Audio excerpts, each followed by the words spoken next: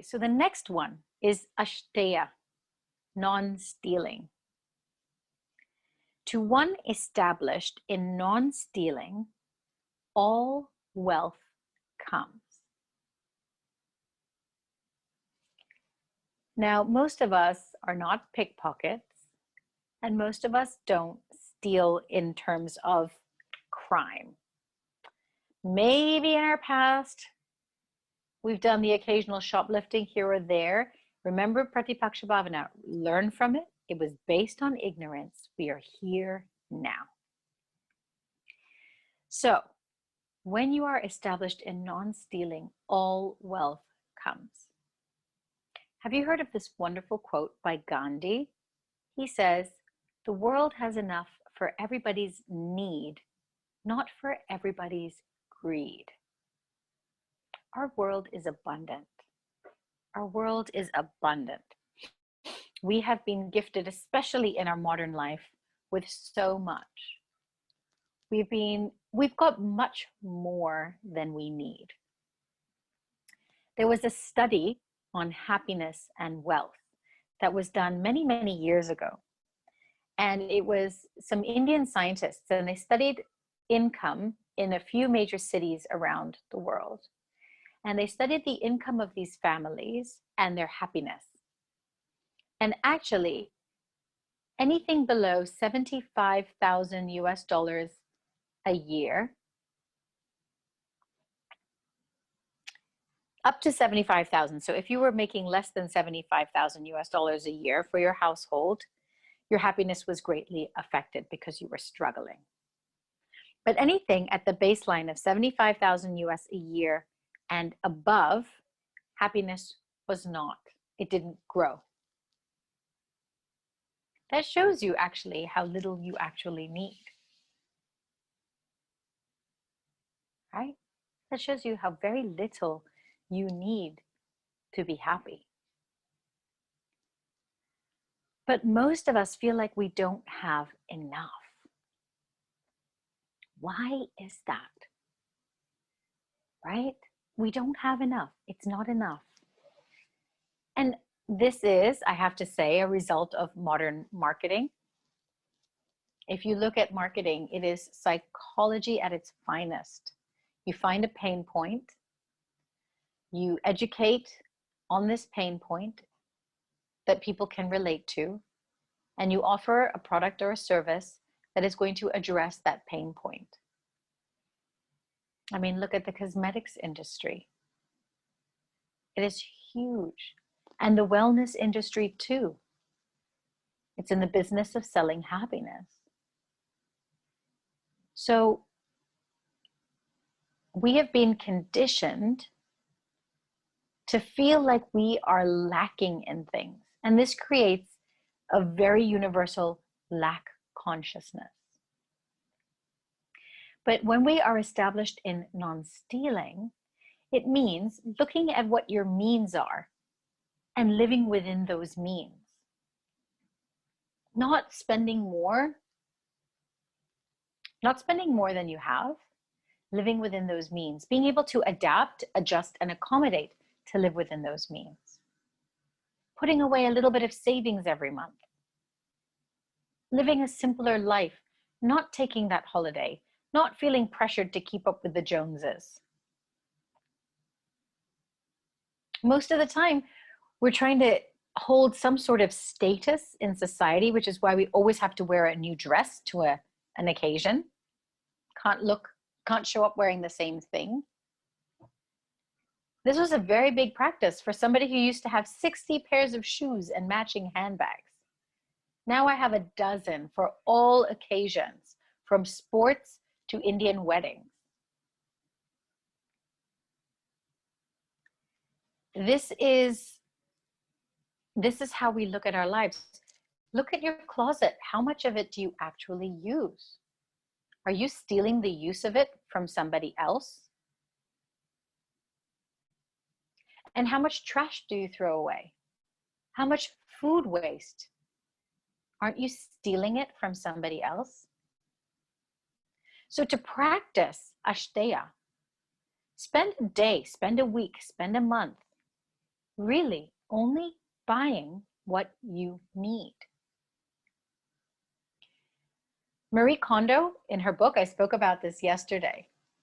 She, sometimes when we go to the supermarket, we tend to stockpile, especially like with the whole toilet paper fiasco, where you couldn't get toilet paper and people were like stockpiling toilet paper.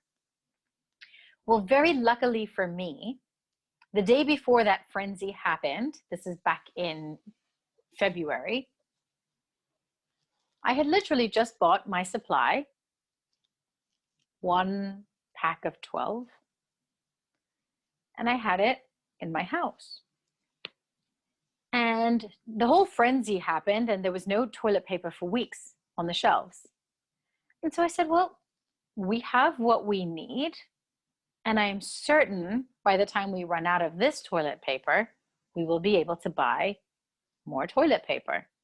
And if we don't, I'm sure we'll be able to buy tissue boxes and we can use that, right? There's always a solution. And otherwise, we can just go back to India style and jump in the shower, right? It's really not a big deal. And sure enough, everybody was very conscious, taking only the amount of toilet paper that we needed, rationing it, and that packet actually lasted us a very long time. We were all very conscientious. And then it made me think, how much am I actually overusing? And am I stealing the use of somebody else? You've seen photos of people that had like walls of toilet paper in their home. I bet you after about a month, they started to feel really silly. Started to feel really, really silly, probably really claustrophobic with everything that they had in their house. We have enough for everybody's need, not everybody's greed. And if you feel you don't have enough, maybe start to look at simplifying things in your life. Look at your means and say, what do I need and what don't I? What do I enjoy and what don't I? And create some discipline around it, right? I love going for luxurious massages. So don't deprive yourself, but find a way where maybe instead of going 8 times a month, you go twice a month. And suddenly your savings grow. Because when you live in this is what I have, this is what I need, this is what I enjoy, and I can enjoy all of it without overindulging, you actually realize how much you have. And this is the essence of non-stealing. The essence of non-stealing.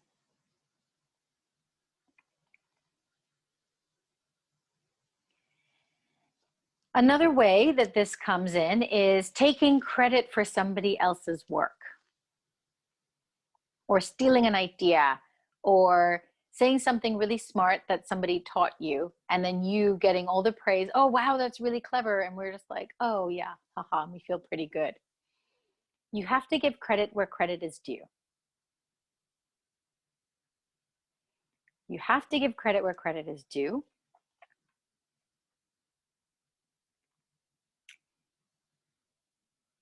And if you are creating your own intellectual property, so I think a lot of people here in this course and in this class, we're in the industry of wellness. We're in the industry of helping people feel better in their bodies and in their minds and in their lives. So being in this industry, we are learning from teachers all over the place. And as I teach something to you, I'm always going to credit it back to my teachers, right? I'm always going to credit it and give that recognition where it is due. A lot of my teachings, yes, they come from me and the context of my life. But I wouldn't be able to teach it had I not received it from another teacher. And again, this comes from that notion of humility. But when you're sharing this, when you're sharing it in this context, you definitely are more abundant. How many times are we so reluctant to share ideas and information out of fear of somebody's going to steal them from us?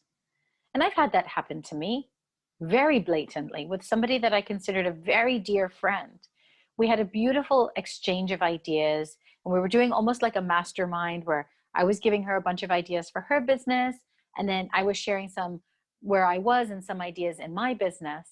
And literally within the next 24 hours, this friend that I held so dearly took every single one of my ideas, marketed it all over town, and said, I came up with this. This is my idea. Oh, the betrayal of it all. And so for many years after that, I was very reluctant to share freely my ideas and my teachings. But who did that end up harming? Myself.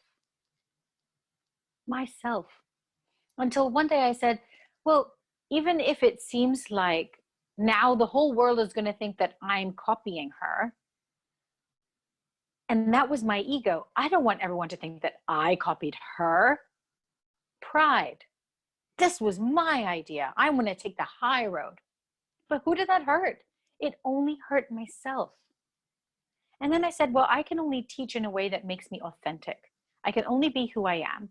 And so therefore, I'm going to go and carry on with this. And sure enough, despite what I was fearing, and I knew it was going to happen, I heard back from mutual friends, oh, she's going around town telling everybody that you're copying her. And I said, you know, at the end of the day, actions speak louder than words. And if somebody feels that they don't have enough ideas, that they have to steal it from somebody else, well, sure enough, there's going to come a moment where they run out of their ideas because they don't have any of their own. And I come up with my own ideas, and I'm sure that that is a limitless flow if I just tap into it. Again, not lack consciousness, abundance consciousness. And sure enough, the ideas kept flowing, and my work has completely evolved, totally separate in a totally different direction. And that was my path, and that was my lesson to learn. And so I am so happy to freely share with you.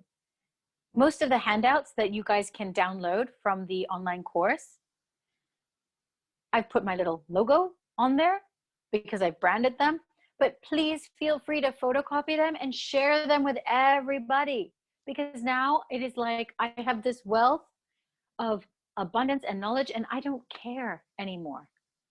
Because what is the end of the day? What is the intention? The knowledge gets passed on. I can't even say I branded a handout. Is the knowledge mine? No, I received that knowledge. I am passing forwards that knowledge. One day I will die and I will be irrelevant, and somebody else will receive that knowledge and pass on that knowledge. This is the cycle of life. When we are established in this energy of non-stealing, receiving and giving, all wealth comes. Now, Sri Swami Satchidananda has a wonderful saying to know. Are you a stealer? Are you a giver? Or are you a taker? And he says, if you receive more than you give back, you are a taker. You're a thief. If you receive something and you give something back of equal value, you're a good business person. If you receive something and you give a little bit extra, you are a yogi. You are a giver. Now, it's important to remember healthy boundaries if you are a giver, because you can give more. But if you give so much to the point where you are, where you are depleted yourself, who are you stealing from then? Stealing from yourself. You will feel tired, you will be broke, burnt out, and resentful. That is not yoga either. So give of yourself. But remember, in the name of selflessness, you need to be selfish in maintaining your health of your physical body, your well-being of your emotions, your peace of mind. Being selfish in that sometimes is the most selfless act, right? You have to charge your iPhone for it to serve you well. Charge yourself as well so you can serve other people.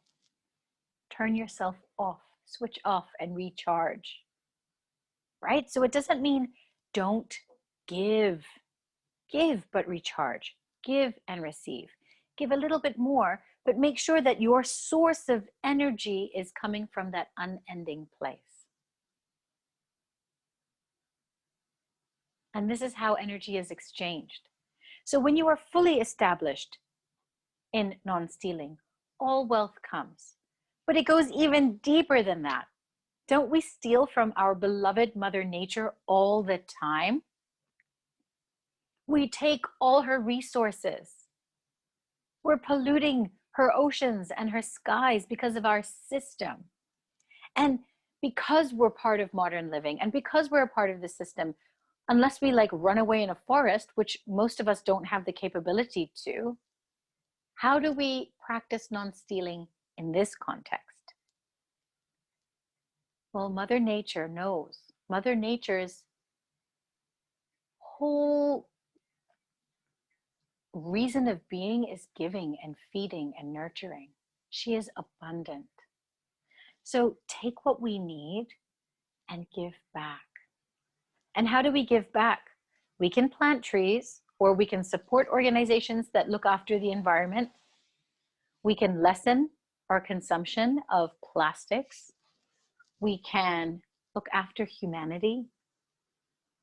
And there's so many great people around the world doing so many great things. We can do our part, and it starts really small. I've stopped using bottled soaps and I've gone back to bar soaps, reducing my plastic. I've stopped buying prepackaged vegetables and I buy the loose vegetables.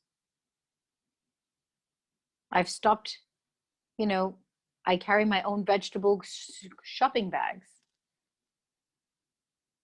I try to buy things that have less plastic. It's not a perfect world. We live in Hong Kong, everything's wrapped in plastic, but I do my best. And in other ways, I give back. I offer free yoga classes here and there, but I still take payment. So you see the difference? It's you give back where you can. You do what you can. It's not about stopping breathing and then dying. Receive with gratefulness and respect and give back. And if you have the capacity, give a little bit extra. And you will see that abundance and wealth has more to do with connections in your life and the beauty of life rather than just monetary value. Success doesn't always mean riches, and riches doesn't always mean success. You have plenty of multi-millionaires, miserable, unhappy human beings. So we finished now the first 3 yamas: ahimsa, non-violence; satya, truthfulness; and asteya, non-stealing. And you can see how deep the practice of each of those run. You can see how deeply layered it is to cultivate, bring these about in our lives. So again, you start with simple, attainable things, and then you can move forwards. I remember when I was teaching this course back in 2004 in South India, there were a group of gentlemen that were actually very well versed in the Yoga Sutras of Patanjali from an academic perspective. So when I was teaching it from my perspective, which was not scholarly and it was not in Sanskrit, I did have a little bit of resistance to them. They were much older than I was, very well educated in the Yoga Sutras in Sanskrit. And they had challenged me a little bit in the middle of the session, like, well, none of this is actually very scholarly. And at that point, I was still quite young in my yoga teaching career, but all I could offer them was that while this might not be academic or scholarly, I found that the Yoga Sutras to be very practical. And it was something that it's not so much about analyzing the word, but actually finding the meaning that makes it the most relevant to you in your life and going out and doing something about it. And so it seemed to be an acceptable answer for a couple of them. And one of them actually told me, and this is, South India back in 2004. So the city of Coimbatore is much more modernized now than it was back then. So back then, one gentleman had said for his practice of non-stealing, he decided to save water. And he usually uses 2 buckets of water for his daily bath. Because, in India, you fill up a bucket and then you have a smaller bucket to, old-fashioned style.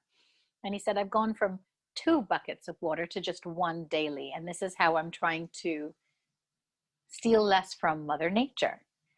And I was so deeply touched by his statement, because in my mind, 2 buckets of water is already such a small amount of water for a daily bath. And if we look at how much we actually use in our lives, long showers, luxurious baths, it made me really think that yes, everything is relative. Everything is relative. I felt extremely guilty with my showers after listening to what he was doing. So while it's on one sense, it's good to listen to what other people are doing because it gives you a sense of perspective. On the other hand, it's also important not to always compare and contrast, because it's either going to make you feel really bad about yourself or inflate your ego. Sometimes you just have to use yourself as your guiding principle. So I took his commitment as an inspiration for me to use less water. And as a result, my showers are much cooler. I use less hot water and they're much faster since that day. And then once in a while, I will allow myself that luxury of a nice long hot shower when it's needed. So there's always little things you can do on a daily basis without feeling like you are depriving yourself. But it is important to be aware.